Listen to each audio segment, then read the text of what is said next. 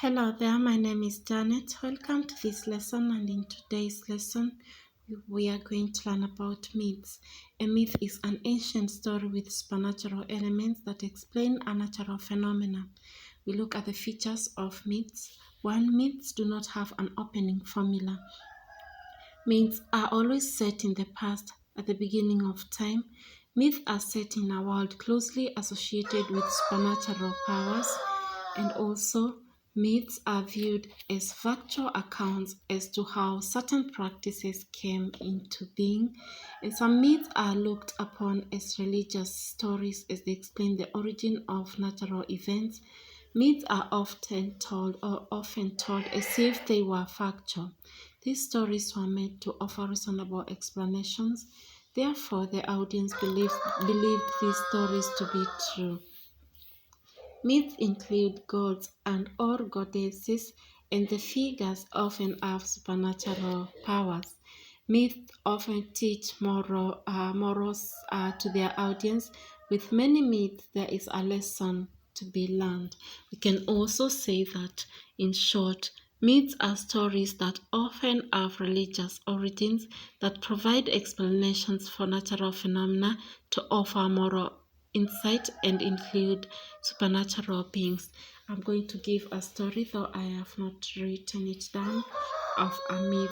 We want to see how the sun or the moon came to be. The Birds and the Princess is our title.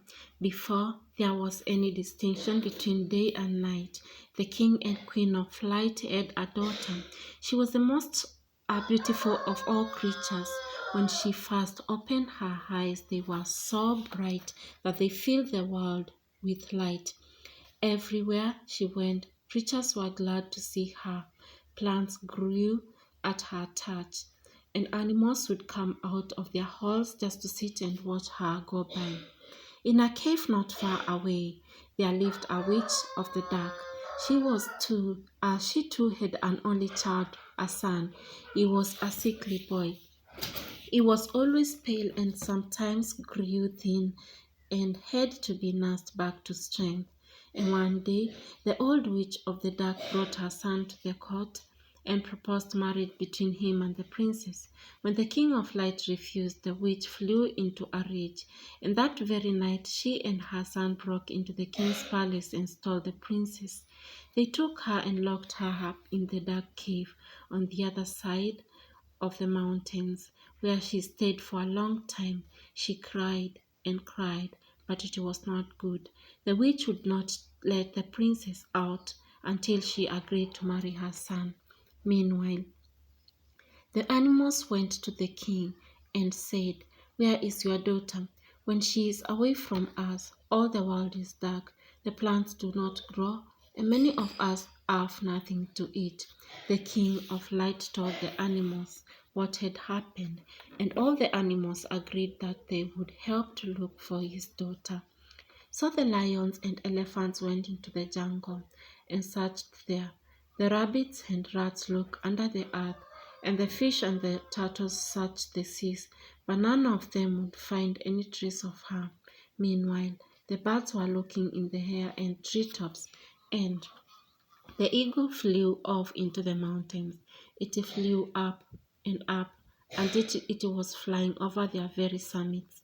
Still it flew on, over on the other side and down into a region where it had never been before.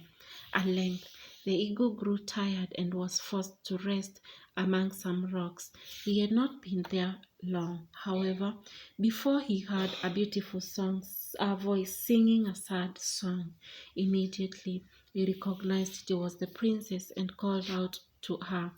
But the eagle had only a scratch for a voice, and the princess, we are told, thought it was the old witch returning. So she stopped her singing and would not make another sound.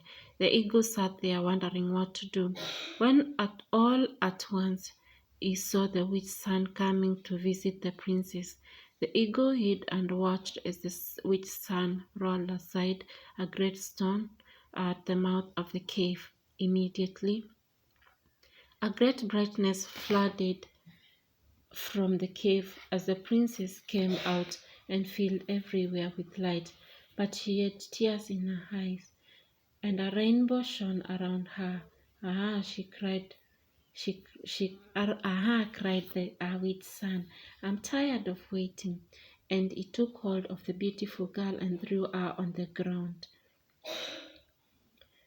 Whereupon the eagle swooped down on them, slapping his beak fiercely at the witch's son, and lifted the princess up on his back. The witch's son grabbed a stick and started eating out at the eagle. By accident, however, he struck the princess a blow on the side of her head so that the stick broke into two. But the princess held on tight to the eagle. They soared up into the sky. The eagle carried the princess back across the mountains, and wherever they flew, they lit up the world that had been lying dark for so long. The witch's son changed himself into a crow and followed after them, but he could never quite catch up with them. At length, however, the eagle had to rest again. He let the princess off his back and told her to hide, promising to wake her as soon as the witch's son had gone past. So the princess hid in a cave, and the world went dark once more, but the witch's son flew past in the sky.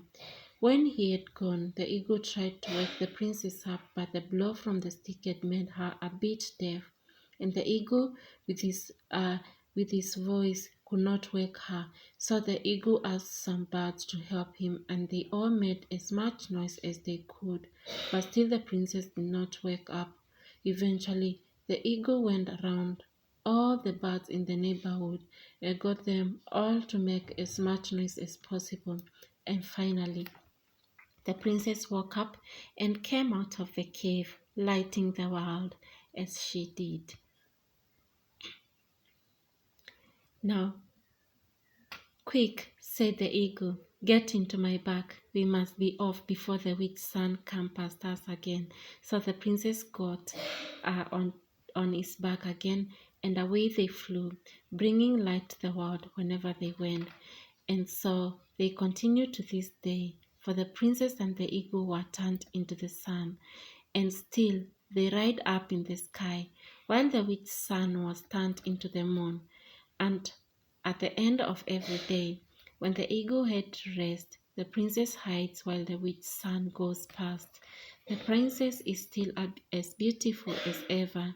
Now she is a sun, but she is also a little deaf, and that is why all the birds sing as hard as they can in the morning in order to wake her up. That is our example of a myth, and I thank you for having me taking you through this lesson about myths, and I hope this helps you to improve on your English. Kindly remember to like, please share this video, and also subscribe to this channel. See you in the next lesson.